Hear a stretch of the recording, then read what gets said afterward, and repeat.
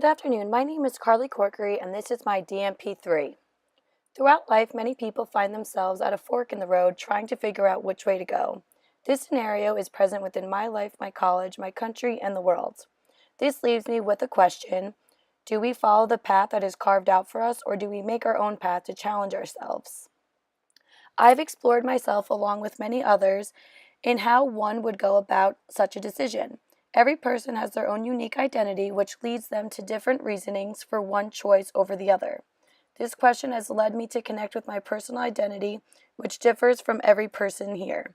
This also connects with peace and justice because no matter the choice, every person has the right to make their own decision without judgment. The decision should not be a selfish decision, but what is the correct path for the greater good. One person that is brought to my attention is Amelia Earhart. Amelia Earhart was the first person to fly over both the Atlantic and Pacific Oceans. Before this, there was no path of such a trip, especially for a female. Amelia did not let that stop her. She carved her own path to becoming not only the 16th female who received her pilot's license, but a winner of many notable flights. She became a symbol of hope and prosperity. Her name will forever go down in history for the challenges she faced and overcame to become a person that she wanted to be. Another person who exemplified a moment of unique decision-making was the prince in the mechanical horse story. For a royal family, the prince and princess usually have their paths carved out for them from birth. In history, many of the children would not even have the choice of who they would be wed to. Instead, they would be assigned to another royal family's child. In this story, the royal family decides to go down a new path that was nothing like expected. When the stranger came with the majestical horse, the prince jumped on it without questioning where he was going. He took the challenge and left his kingdom on a limb. He then met this beautiful princess who wanted to wed him. Without the blessing of the princess's father, they both jumped back onto the horse and went back to his palace. Both characters made intense and life-changing decisions that were not in the plans. They both carved their own destiny by leaving and going out to get what they wanted.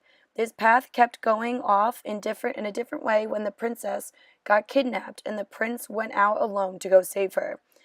This was not in the original plan, but they knew their destiny was to be together, and they never would have figured that out without carving their own path. Looking at these two examples, I see a few qualities I uphold. When I'm faced between two different paths, I think about what I want in my life and what is going to make me a better person. One such example was when I was applying to colleges. I had colleges reaching out to me to play volleyball for them, and that was the best path I knew in my life.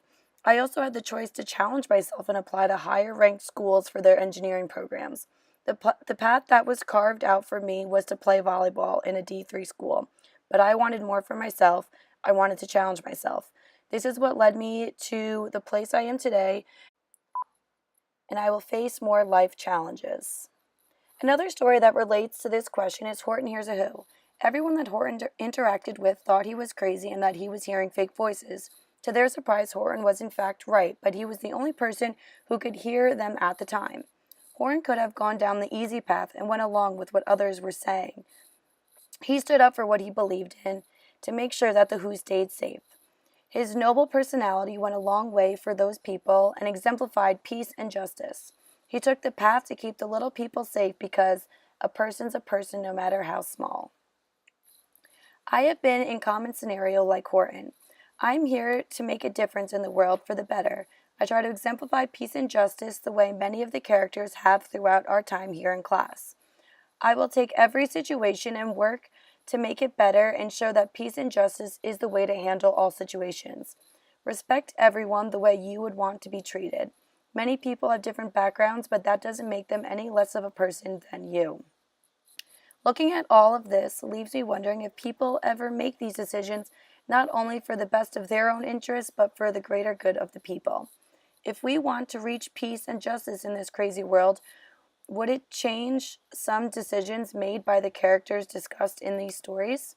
Would the prince have left his kingdom in the first place just to make his own destiny?